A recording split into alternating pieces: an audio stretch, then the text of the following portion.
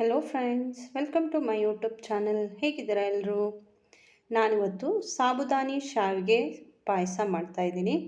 ತುಂಬ ಟೇಸ್ಟಿಯಾಗಿದೆ. ಯಾವುದಾದ್ರೂ ಹಬ್ಬಗಳಲ್ಲಿ ಅಥವಾ ಏನಾದರೂ ಮನೇಲಿ ಫಂಕ್ಷನ್ ಇದ್ದರೆ ಎಲ್ಲ ಮಾಡ್ಕೋಬೋದು. ತುಂಬ ಚೆನ್ನಾಗಿರುತ್ತೆ. ಈ ರೀತಿ ಒಂದು ಸಲ ನೀವು ಮನೇಲಿ ಟ್ರೈ ಮಾಡಿ ನೋಡಿ. ಹಬ್ಬಗಳು ಅಥವಾ ಸ್ಪೆಷಲ್ ಡೇ ಅಥವಾ ಬರ್ತ್ಡೇ ಏನಾದರೂ ಇರುತ್ತಲ್ವ ಮನೆಯಲ್ಲಿ, ಆವಾಗ ಏನಾದರೂ ಸ್ವೀಟ್ ಮಾಡಬೇಕು ಅನಿಸಿದರೆ ಇದನ್ನು ಒಂದು ಸಲ ಮಾಡಿ ನೋಡಿ. ಬನ್ನಿ ಇದನ್ನು ಹೇಗೆ ಮಾಡೋದು ಅಂತ ನೋಡುವ.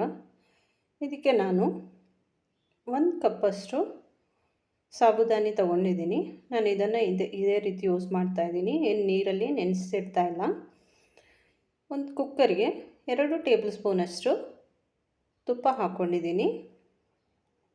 ತುಪ್ಪ ಬಿಸಿಯಾದ ಕೂಡಲೇ ಇದಕ್ಕೆ ಸಾಬುದಾನಿ ಹಾಕ್ಕೊಳ್ತಾ ಇದ್ದೀನಿ. ಇದನ್ನು ಚೆನ್ನಾಗಿ ತುಪ್ಪದಲ್ಲಿ ಹುರ್ಕೋಬೇಕು. ತುಪ್ಪದಲ್ಲಿ ಫ್ರೈ ಆಗಿ ಅದ್ರ ದಪ್ಪಾಗಿ ಈ ರೀತಿ ಬರುತ್ತೆ ನೋಡಿ, ಅಷ್ಟರವರೆಗೂ ಇದನ್ನು ಫ್ರೈ ಮಾಡ್ಕೋಬೇಕು.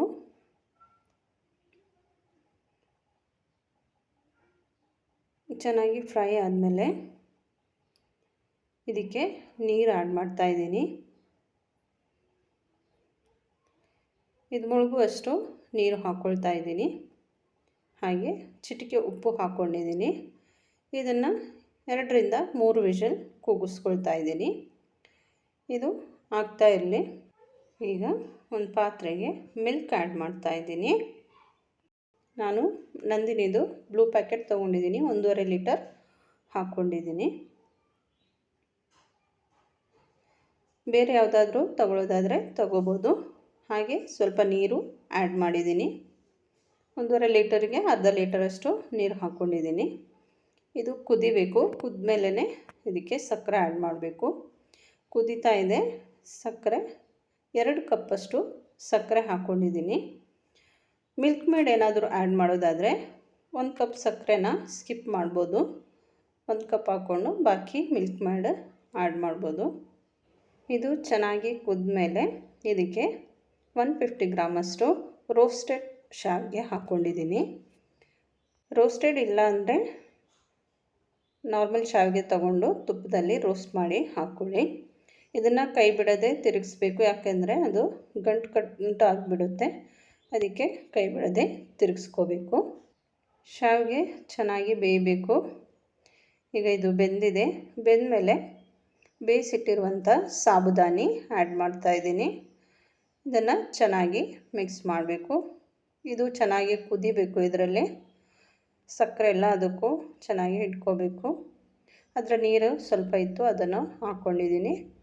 ಈಗ ಮಿಲ್ಕ್ ಪೌಡರ್ ತಗೊಳ್ತಾ ಇದ್ದೀನಿ. ನಾನು ಕೋವಾ ಬದಲಿಗೆ ಮಿಲ್ಕ್ ಪೌಡರ್ ತಗೊಳ್ತಾ ಇದ್ದೀನಿ.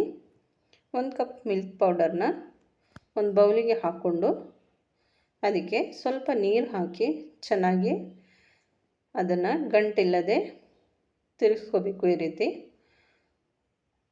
ಈ ರೀತಿ ಕಲಸಿ ಆಮೇಲೆ ಹಾಕ್ಕೋಬೇಕು. ಹಾಗೆ ಡೈರೆಕ್ಟಾಗಿ ಹಾಕಿದರೆ ಅಲ್ಲಲ್ಲಿ ಗಂಟು ಸಿಗುತ್ತೆ. ಅದಕ್ಕೆ ಸ್ವಲ್ಪ ಬಿಸಿ ಹಾಲು ಅಥವಾ ಬಿಸಿ ನೀರು ಹಾಕಿ ಹಾಕ್ಕೋಬೋದು. ಈ ರೀತಿ ಕಲಸಿ ಹಾಕ್ಕೊಳ್ಳಿ. ತುಂಬ ಟೇಸ್ಟ್ ಕೊಡುತ್ತೆ. ಇದು ನಾರ್ಮಲ್ ಟೇಸ್ಟ್ ಇಲ್ಲದೆ ಸ್ವಲ್ಪ ಎಕ್ಸ್ಟ್ರಾ ಟೇಸ್ಟ್ ಸಿಗುತ್ತೆ ಮಿಲ್ಕ್ ಪೌಡರ್ ಹಾಕೋದ್ರಿಂದ. ಚೆನ್ನಾಗಿ ಕುದಿಬೇಕು ಇದು. ಈ ರೀತಿ. ಈಗ ಇದಕ್ಕೆ ಸ್ವಲ್ಪ ಉಪ್ಪು ಹಾಕ್ಕೊಳ್ತಾ ಇದ್ದೀನಿ, ಸಕ್ಕರೆನ ಬ್ಯಾಲೆನ್ಸ್ ಮಾಡೋದಕ್ಕೋಸ್ಕರ. ಚೆನ್ನಾಗಿ ಮಿಕ್ಸ್ ಮಾಡಿ ಚೆನ್ನಾಗಿ ಕುದೀಲಿ. ಇಷ್ಟು ಗಟ್ಟಿ ಆದರೆ ಸಾಕು. ಇದನ್ನು ಆಫ್ ಮಾಡ್ತಾ ಇದ್ದೀನಿ ನಾನು.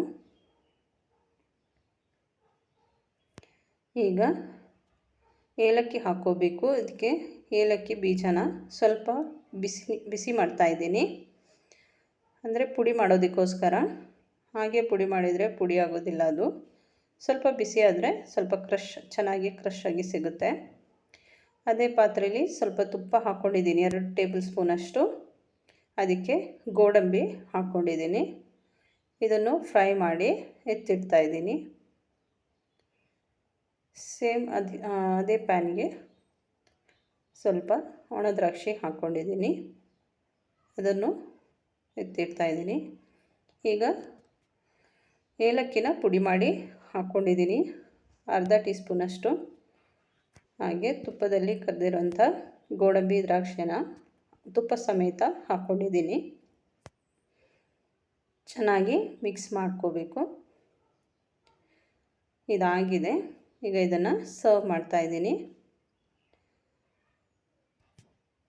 ತುಂಬ ಟೇಸ್ಟಿಯಾಗಿದೆ. ನೀವು ಒಂದು ಸಲ ಮನೆಯಲ್ಲಿ ಟ್ರೈ ಮಾಡಿ ನೋಡಿ. ವಿಡಿಯೋ ಇಷ್ಟ ಆದರೆ ಲೈಕ್, ಶೇರ್, ಕಮೆಂಟ್ ಮಾಡಿ. ಹಾಗೆ ಇದುವರೆಗೆ ನನ್ನ ಚಾನಲ್ ಸಬ್ಸ್ಕ್ರೈಬ್ ಮಾಡದೇ ನೋಡ್ತಾ ಇದ್ದರೆ ಸಬ್ಸ್ಕ್ರೈಬ್ ಮಾಡಿ, ನನಗೆ ಸಪೋರ್ಟ್ ಮಾಡಿ. Thank you for watching. Take care. Bye bye. See you in next video.